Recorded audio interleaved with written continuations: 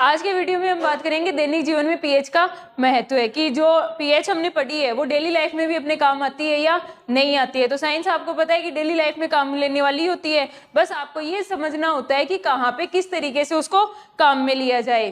तो जो पौधे होते हैं और जो मान लो कोई भी प्राणी होता है, लिविंग थिंग्स, वो क्या करती है कि एक फिक्स पीएच रेंज पे काम करती है। जैसे हमारा शरीर 7 से 7.8 तक की पीएच परास में काम करता है कि यहाँ से लेके यहाँ तक अगर रेंज रहेगी तो क्या है कि पीएच सही है, हमारा शरीर अच्छे से काम करेगा। इससे ऊपर या नीचे पीएच लेवल होने पर जो लिविंग थिंग्स है वो अच्छे से काम नहीं कर पाती है, यानी कि एक फिक्स रेंज तक ही अच्छे से काम कर पाती है। अब आपको पता है कि कई बार क्या होता है, अम्ल वर्षा का नाम सुना होगा। तो अगर पीएच का लेवल 5.6 से कम हो तब वो वर्षा क्या कहलाती है, अम्लीय वर्षा। और अम्लीय वर्षा का कारण आपको पता ही है, जैसे SO2 जैसी गैसें है ना, आगे जाके वो क्या बना लेती है, क्रिया करके अम्ल बनाती है। और वो अम्ल जब बारिश के साथ में आता है तो उसी को क्या बोलते हैं, अम्लीय वर्षा बोलते हैं। अब उस अम्लीय वर्षा की वजह से अम्लीय वर्षा का जो पानी है वो कहाँ जाएगा, पौधों में भी जाएगा और नदियों में, तालाबों में, इनमें भी जाएगा।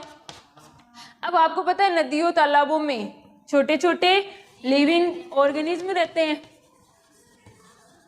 यानी छोटे छोटे जीव रहते हैं, है ना। मछली, मगरमच्छ सबसे छोटा होता है ना मगरमच्छ।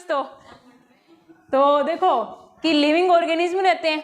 अब उनका जो पीएच का परास है वो करीबन इसके आसपास है और पीएच हो गया पानी का इससे कम। तो इतना लो पीएच होने की वजह से कई बार क्या होती है, उनकी डेथ हो जाती है। तो उससे बचने के लिए क्या किया जाए, क्या उसका कोई उपाय है? क्या कर दिया जाए कि अगर अम्ल के साथ में क्षार मिला दिया जाए तो क्या हो सकता है कि अम्ल और क्षार की क्रिया से लवण बनेगा और जल बनेगा। तो पीएच यहाँ पर वापस से बैलेंस हो जाएगी।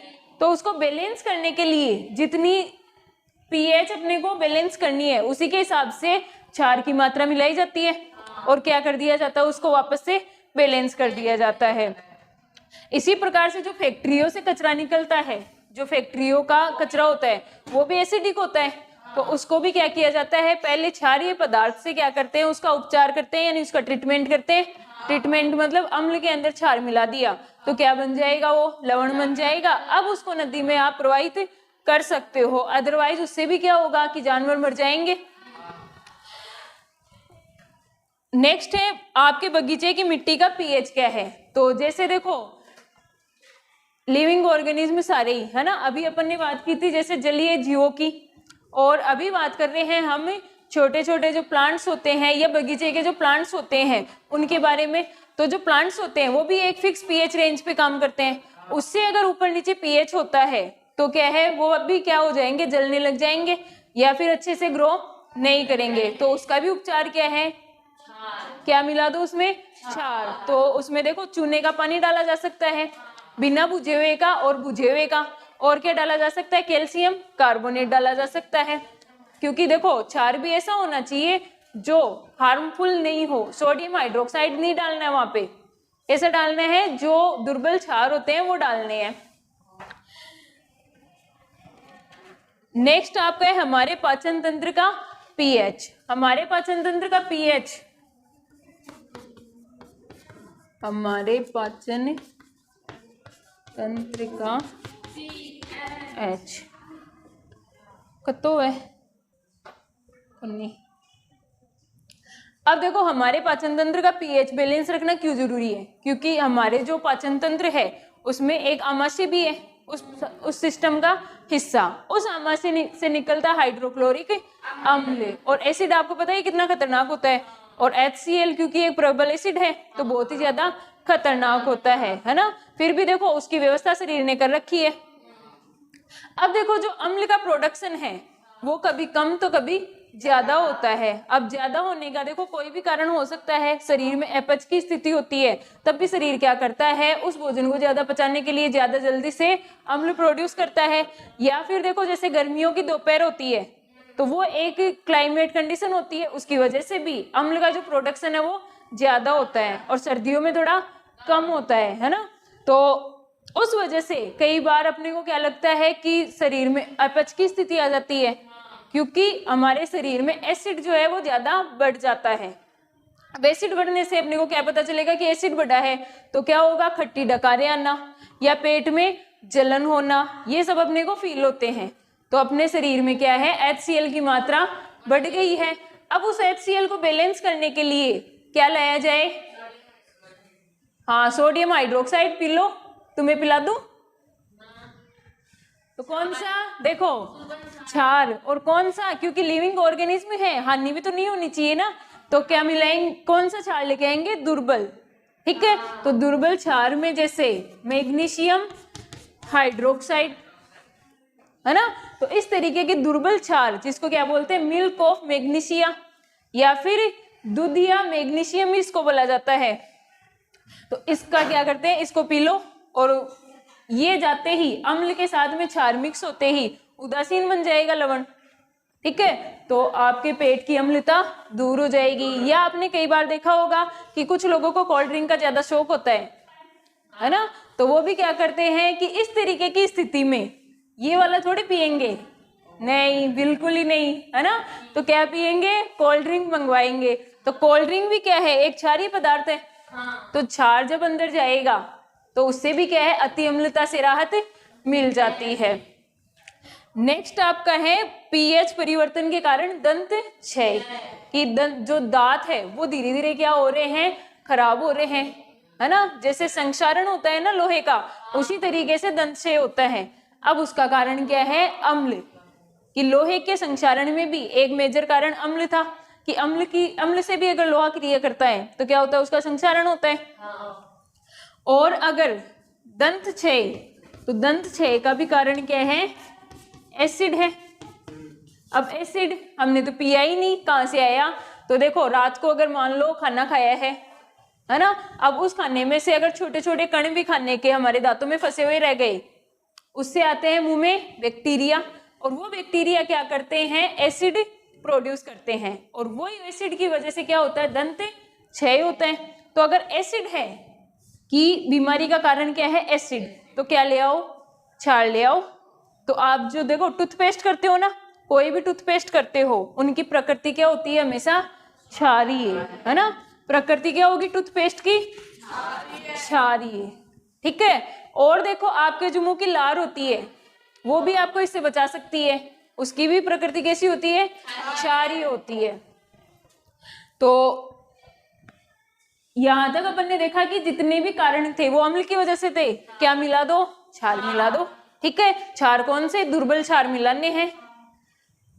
फिर आ गया पशुओं एवं पौधों द्वारा उत्पन्न रसायनों से आत्मरक्षा, है ना, तो कई देखो जैसे पशु के अंदर मान लो कि मधुमक्खी, है ना, भैंस कौन सा डंक मार के जाती बेचारी, मधुमक्खी हो गया, है ना, या फिर ततैया हो गया, या फिर और भी कोई जहरीला जानवर जो डंक मार के भाग जाता है ना, हाँ आता है और आके और क्या करता है, डंक मार के भाग जाता है ना, फ्री का डॉक्टर, अरे डॉक्टर की तरह इंजेक्शन तो देके जाता है।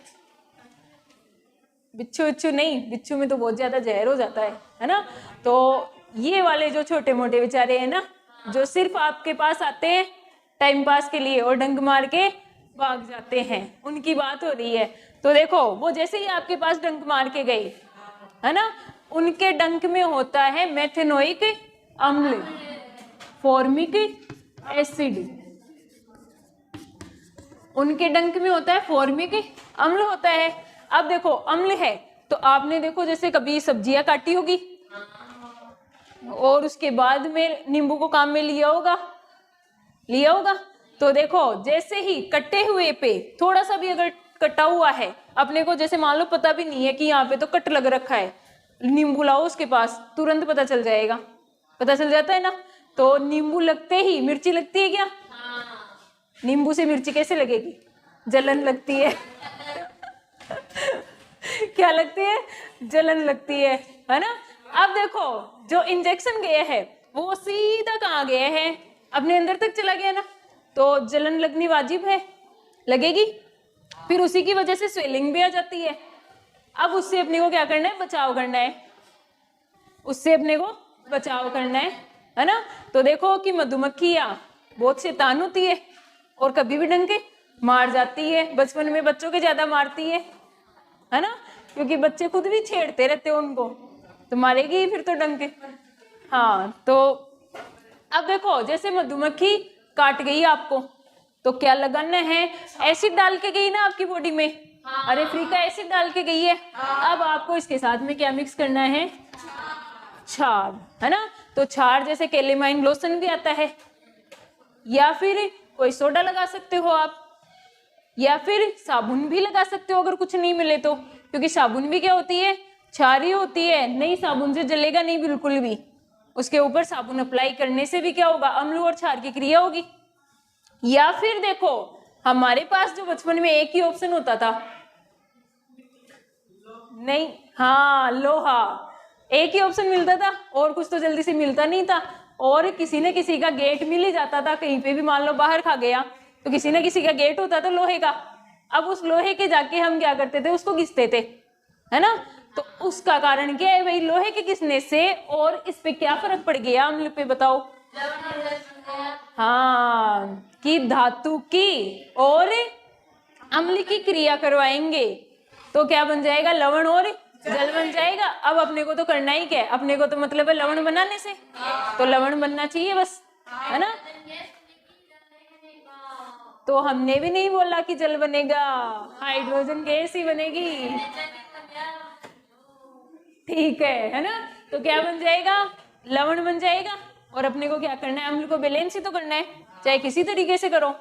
अच्छा, तो फिर सोना भी तो, जैसे मान लो सोना भी तो मिल जाता है किसी के पास, है ना, औरतों की पहनी हुई अंगूठी खुलवा के ऐसे रगड़ लो, क्या हो जाएगा, क्या उससे हो जाएगा, क्यों क्यों, धातु ही तो है, मिल जाएगा यार।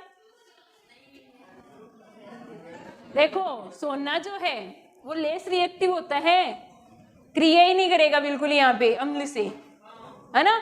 तो उसकी वजह से सोना नहीं लगा के हम क्या लगाते हैं, बहुत ज्यादा जो रिएक्टिव धातु है उसको लगाते हैं, लोहे को, ठीक है।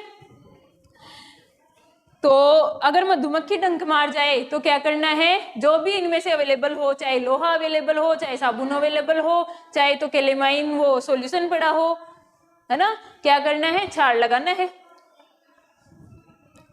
अब देखो कि कुछ एक प्लांट भी होते हैं जिनके अंदर क्या होता है, एसिड होता है। अब जैसे एक प्लांट होता है नेटल, अब उस नेटल के कांटे में क्या होता है, एसिड, है ना। तो वो एसिड जैसे ही देखो आप गुजर रहे हैं यूं मस्ती में, डांस करते करते तो गुजरते रहते हो, है ना।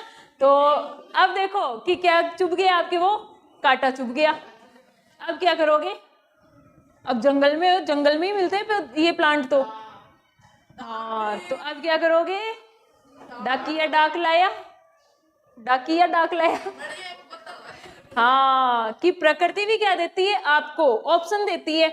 तो जंगल में आपके नेटल प्लांट का वो चुभा है ना कांटा, तो जंगल में ही आपको क्या मिल जाएगा, जंगल मतलब कहीं पे भी चुभा है तो प्लांट्स में ही आपको क्या मिल जाएगा, डाक नाम का एक पौधा मिलेगा, उससे जाके 2-1 पत्ती मांगनी है ना, हाँ 2-4 पत्तियां मांग लेना, और मांग के वो पत्तियों से क्या लगाना है, रस लगाना है, क्या लगाना है, वो रस लगाना है। अब वो जो रस होता है, बताओ कि अगर नेटल प्लांट में क्या था, अम्ल था, अब वो जो रस लगाया डाक पौधे का, उससे मान लो कि वो ठीक हो गया अपना, बताओ कि उस डाक वाले पौधे के प्रकृति क्या थी, क्षारीय।